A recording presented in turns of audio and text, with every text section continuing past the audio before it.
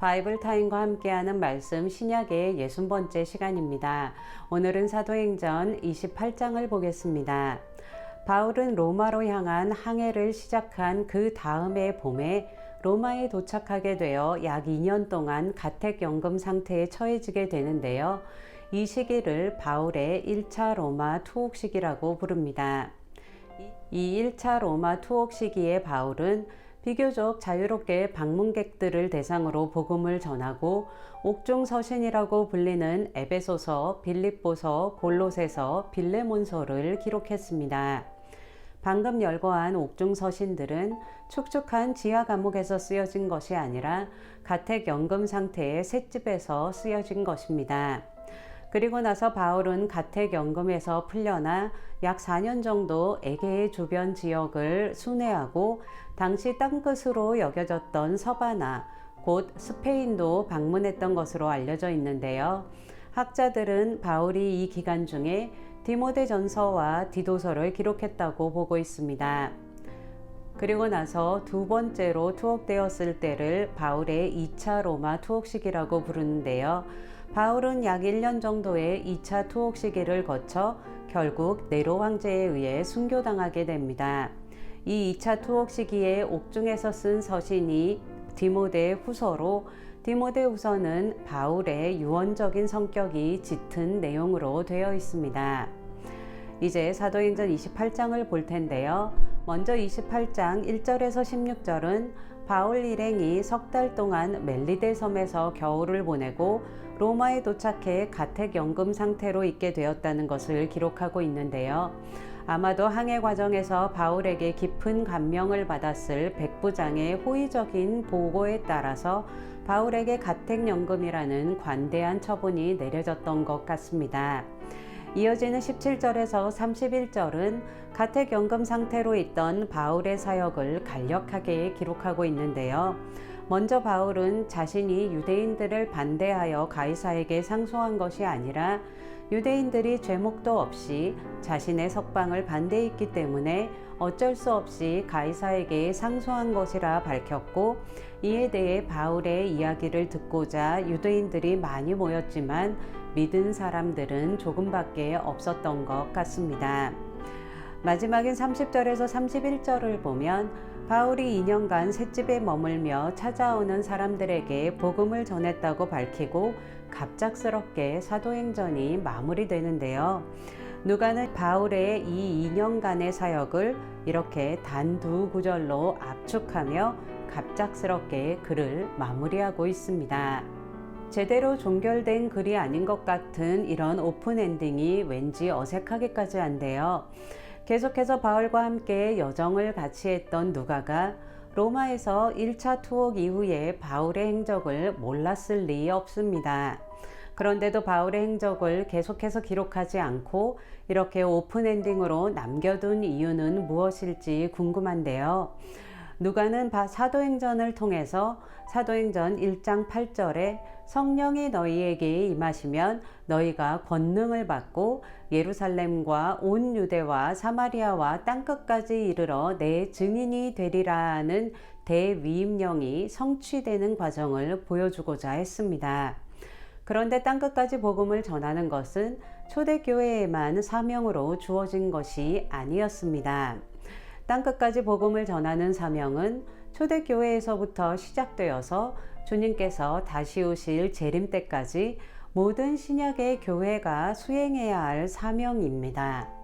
그렇기에 누가는 바울의 로마 도착 이후에 복음이 계속해서 전해진 것을 보여주며 계속해서 복음 전파의 사명을 다음 시대의 교회가 이어갈 것을 믿으며 마치 우리에게 사도행전 29장을 써나갈 것을 부탁하듯이 오픈 엔딩으로 사도행전을 마무리했다고 여겨집니다.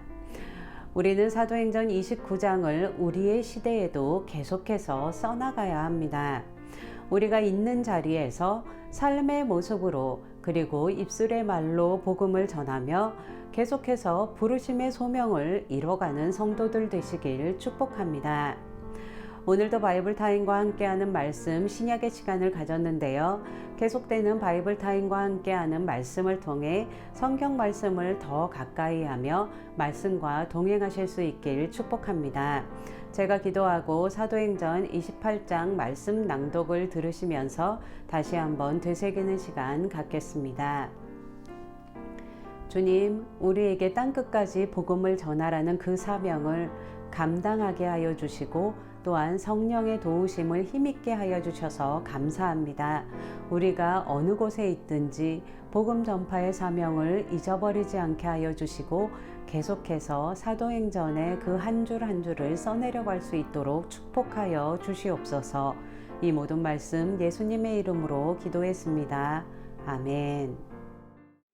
28장. 우리가 구조된 후에 안즉 그 섬은 멜리데라 하더라. 비가 오고 날이 참에 원주민들이 우리에게 특별한 동정을 하여 불을 피워 우리를 다 영접하더라. 바울이 나무 한 묶음을 거두어 불에 넣으니 뜨거움으로 말미암아 독사가 나와 그 손을 물고 있는지라. 원주민들이 이 짐승이 그 손에 매달려 있음을 보고 서로 말하되 진실로 이 사람은 살인한 자로다. 바다에서는 구조를 받았으나 공의가 그를 살지 못하게 함이로다 하더니 바울이 그 짐승을 불에 떨어버림에 조금도 상함이 없더라. 그들은 그가 붙든지 혹은 갑자기 쓰러져 죽을 줄로 기다렸다가 오래 기다려도 그에게 아무 이상이 없음을 보고 돌이켜 생각하여 말하되 그를 신이라 하더라.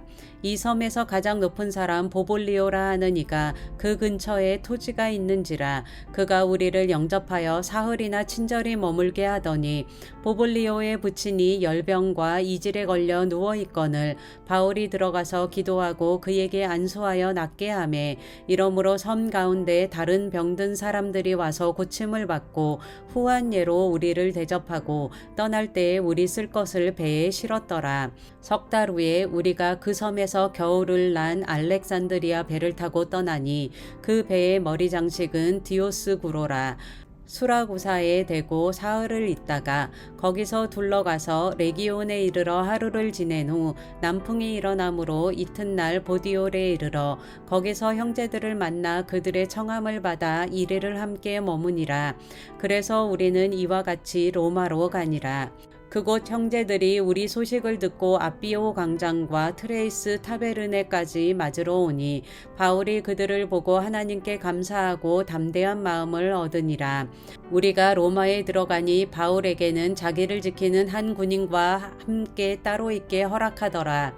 사흘 후에 바울이 유대인 중 높은 사람들을 청하여 그들이 모인 후에 이르되 여러분 형제들아, 내가 이스라엘 백성이나 우리 조상의 관습을 배척한 일이 없는데 예루살렘에서 로마인의 손에 죄수로 내준 바 되었으니 로마인은 나를 신문하여 죽일 죄목이 없으므로 석방하려 하였으나 유대인들이 반대하기로 내가 마지못하여 가이사에게 상소하며 내 민족을 고발하려는 것이 아니니라. 이러므로 너희를 보고 함께 이야기하려고 청하였으니 이스라엘의 소망으로 말미암아 내가 이 쇠사슬에 매인 바 되었노라. 그들이 이르되 우리가 유대에서 내게 대한 편지도 받은 일이 없고 또 형제 중 누가 와서 내게 대하여 좋지 못한 것을 전하든지 이야기한 일도 없느니라. 이에 우리가 너의 사상이 어떠한가 듣고자 하니 이 파에 대하여는 어디서든지 반대를 받는 줄 알기 때문이라 하더라. 그들이 날짜를 정하고 그가 유숙하는 집에 많이 오니 바울이 아침부터 저녁까지 강론하여 하나님의 나라를 증언하고 모세의 율법과 선지자의 말을 가지고 예수에 대하여 권하더라. 그 말을 믿는 사람도 있고 믿지 아니하는 사람도 있어 서로 맞지 아니하여 흩어질 때에 바울이 한 말로 이르되 성령이 선지자 이사야를 통하여 너희 조상들에게 말씀하신 것이 옳도다. 일러스되 이 백성에게 가서 말하기를 너희가 듣기는 들어도 도무지 깨닫지 못하며 보기는 보아도 도무지 알지 못하는도다. 이 백성들의 마음이 우둔하여져서 그 귀로는 둔하게 듣고 그 눈은 감았으니 이는 눈으로 보고 귀로 듣고 마음으로 깨달아 돌아오면 내가 고쳐줄까 함이라 하였으니 그런즉 하나님의 이 구원이 이방인에게로 보내어진 줄 알라. 그들은 그것을 들으리라 하더라. 바울이 온 이태를 자기 셋집에 머물면서 자기에게 오는 사람을 다 영접하고 하나님의 나라를 전파하며 주 예수 그리스도에 관한 모든 것을 담대하게 거침없이 가르치더라.